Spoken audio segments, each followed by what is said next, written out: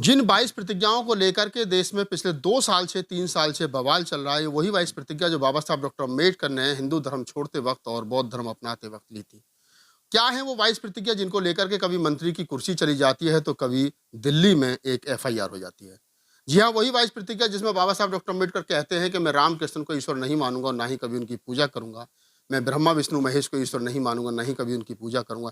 इसी प्रकार की 22 प्रतिज्ञा बाबा साहब डॉक्टर अम्बेडकर हिंदू धर्म को छोड़ते वक्त और बौद्ध धर्म अपनाते वक्त लेते हैं। आज आप कहेंगे कि इन प्रतिज्ञाओं को मैं क्यों आपके साथ जिक्र कर रहा हूं, तो मैं बताता चलूं कि ये जो आप मेरे हाथ में देख रहे हैं, ये एक महत्वपूर्ण दस्तावेज है जिसमें आप देखेंगे कि बाबा साहब डॉक्टर अम्बेडकर की मूर्ति और मूर्ति के सामने शिवलिंग। हालांकि ये मामला 18 फरवरी 2023 का है, लगभग 1.5 वर्ष पुराना।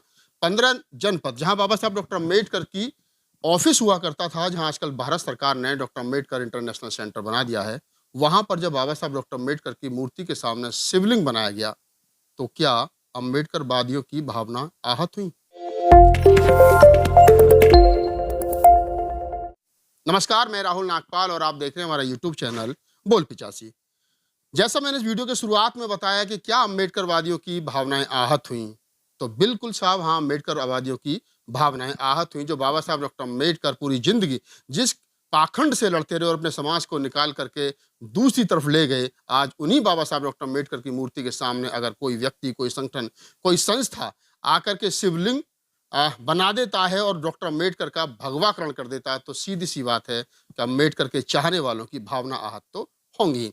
तो जैसा मैंने बताया, ये घटना है 18 फरवरी 2023 की, और जैसे ही ये बात अम्बेडकरवादियों को पता चली कि 15 जनपद बाबा साहब डॉक्टर अम्बेडकर की मूर्ति के सामने कुछ हिंदू संगठनों ने शिवरात्रि के दिन पूरा शिवलिंग बना दिया है और एक तरीके से पूरे 15 जनपद को भगवा रंग में रंग दिया है, तो बीर सिंह नाम के एक समाज सेवी जो कई सामाजिक संगठनों से जुड़े हैं, वो पहुंचते हैं और सारी छानबीन के बाद में पुलिस के पास जाते हैं और कहते हैं कि इसमें एफआईआर होनी चाहिए। बहरहाल 1.5 साल के लंबे संघर्ष के बाद में कोर्ट का आदेश हुआ है कि इसमें एफआईआर होनी चाहिए। बड़ी उपलब्धि है। मैं बीर सिंह जी से ही बात करूंगा और उनके जो एडवोकेट हैं जिन्होंने पूरी एक्सरसाइज की है, उनसे भी बातचीत करूंगा। मैं पहले बीर सिंह जी से बात कर लेता हूं और आपको बताना चाहता हूं कि आखिरकार कैसे कैसे पूरा घटनाक्रम हुआ था।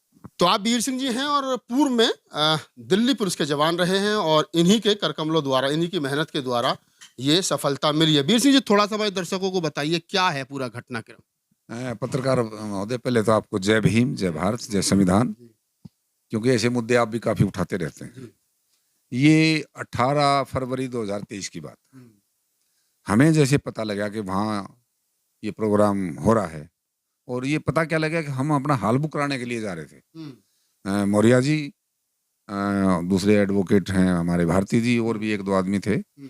तो हमने किसी फंक्शन के लिए, अपने पार्टी का function, Bhim army Azad Samaj party के लिए हम हाल को बुकिंग करने जा रहे थे। और ये ऐसा इत्तेफाक हुआ, तो हमने जाकर देखा कि वो तो पूरा ही भगवा कर रखा है। अच्छा, मतलब आप हॉल बुक कराने के लिए जा रहे थे और आप जब वहां पहुंचे तो देखा कि वहां पूरा भगवाकरण हो रहा उन्हें ये पता लगा कि ये भीम आर्मी आजाद समाज पार्टी के हैं, है। तो हमारे को वहाँ के जो है ना सिक्योरिटी गार्ड ने धक्के मार के बाहर निकाल दिया। हम्म। और बड़ी मुश्किल से जो है ना वकील साहब ने और दूसरे साथियों ने उसको जो है ना वीडियोग्राफी की। हम्म। उसके बाद हमने जो है ना पार्लियामेंट थाने में कंप्लेंट दी।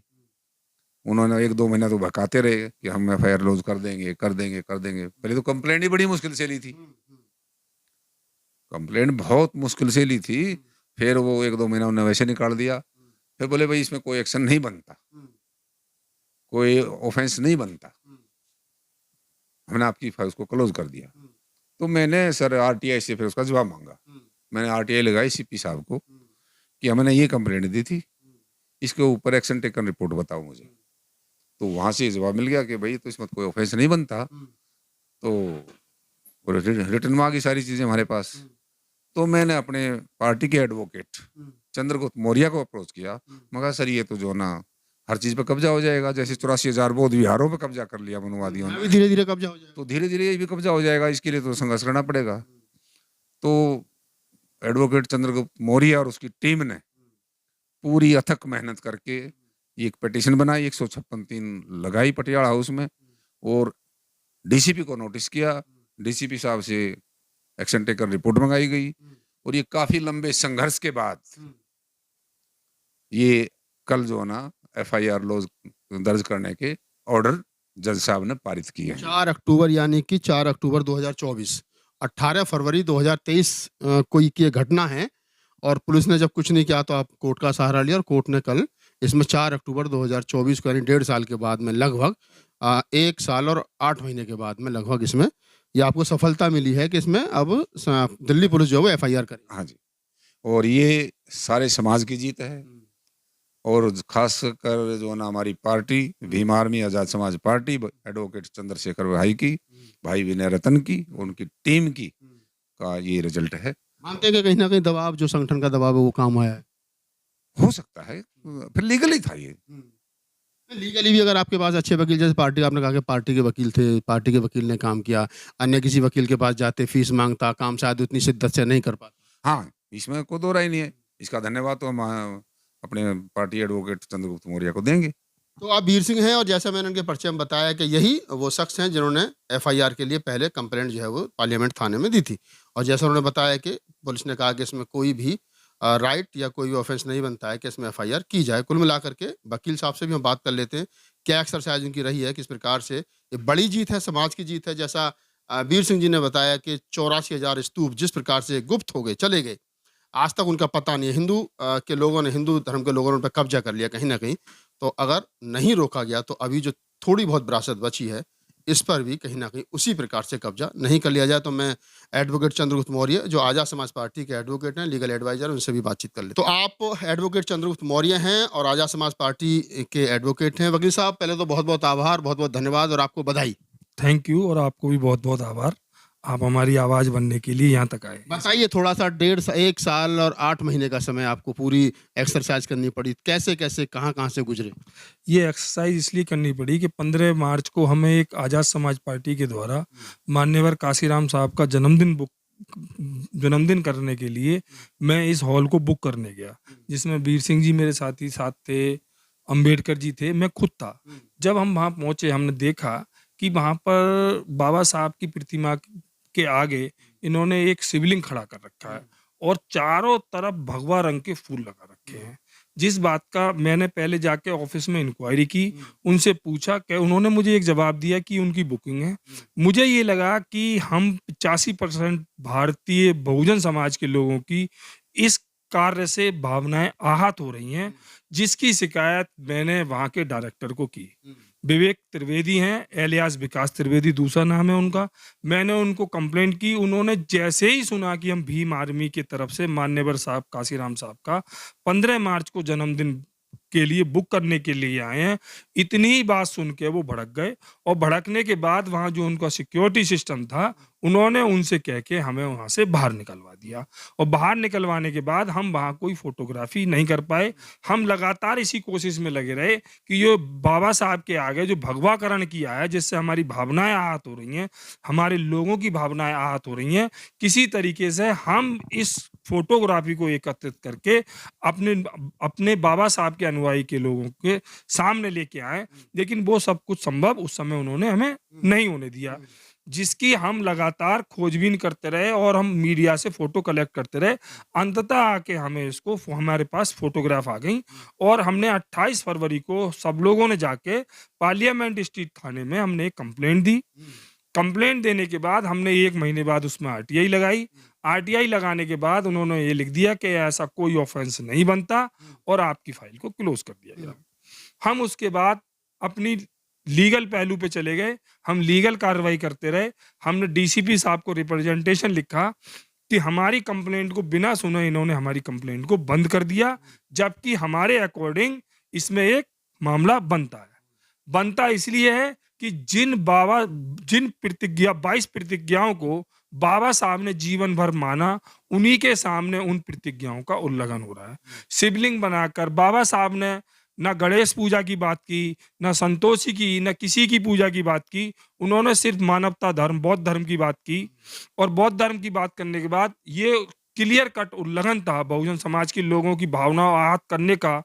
एकमात्र कारण भी है, उदाहरण भी है कि उन्हें किसी तरीके से हमारी भावनाएं आहत करनी थी, क्योंकि उसके डायरेक्टर त्रिवेदी साहब हैं, सब ब्राह्मण हैं। वो अपनी ब्राह्मणवादी विचारधारा को हमारे ऊपर थोपना चाहते हैं। जिस प्रकार से बौद्ध धर्म के 84,000 स्तूप गायब हो गए, उसी प्रकार से बाबा साहब की विचारधारा को भगवाकरण करना चाहते थे। इसके पश्चात मैंने डीसीपी साहब को एक रिप्रेजेंटेशन दी, उस पर कोई कार्रवाई नहीं। उसके पश्चात मैंने 156(3) की पिटीशन माननीय न्यायालय डी के जांगला साहब के यहाँ फाइल की, जिस पे लगातार मतलब बहुत कम समय अंतराल पर लगातार कार्रवाई हो रही थी, और कार्रवाई होने तक डीसीपी साहब से एटीआर कॉल की गई।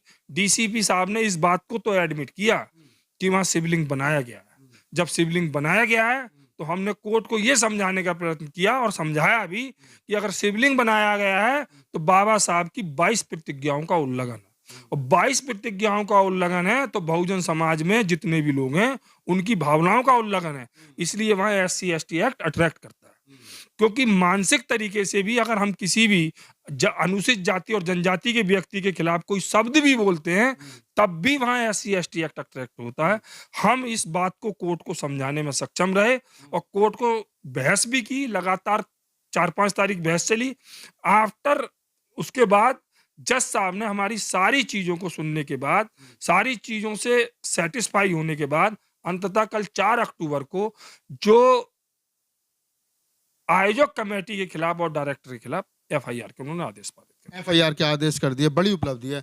कुछ डॉक्यूमेंट्स वगैरह मांगे, कोर्ट ने आपसे कहा कि भी किस आधार पर मान लें कि बाबा साहब की 22 प्रतिज्ञा लीगल है, कुछ मांगा उन्होंने? कोर्ट ने हमसे कहा हम 22 प्रतिज्ञाओं को कोर्ट ने हमसे कहा कोई ऐसा सेटिस्फैक्टरी आप जवाब दो जिसको भारत सरकार ने बाबा साहब की 22 प्रतिज्ञाओं को माना है और अपनाया है। सामाजिक अधिकारिता न्याय मंत्रालय ने बाबा साहब की राइटिंग स्पीच के वॉल्यूम नंबर 17 में बाबा साहब की 22 प्रतिज्ञाओं को छापा है और प्रकाशित किया है, और लोगों को उसको मैसेज पहुंचाया कि बाबा साहब ये चाहते थे 22 प्रतिज्ञाओं। मतलब कुल मिला के बाबा साहब का वो 22 किताबों का जो वॉल्यूम है, स्पीचिंग एंड राइटिंग जो है, वही कहीं ना कहीं प्रूफ के तौर पे काम है। बाबा साहब की जितनी राइटिंग और स्पीच की बुक है वो समाज के हर व्यक्ति को पढ़नी चाहिए, जो भारत सरकार ने प्रकाशित की हैं, और उससे समाज को नई दिशा, और हमें बहुत बड़ा योगदान मिला है उस बुक को बाबा साहब की 22 प्रतिज्ञाओं को स्थापित करने का। अब कोर्ट ने आदेश कर दिए हैं कि इसमें FIR होनी चाहिए, FIR हो भी जाएगी। अब कितनी लग रहा है कि मजबूती के साथ लड़ा जाएगा, या समझौता होगा, या वो माफी मांग लेंगे लिखित रूप में, तो आप या आपके जो लोग हैं वो मान जाएंगे? हमारे लोग कभी माफी को स्वीकार नहीं करेंगे।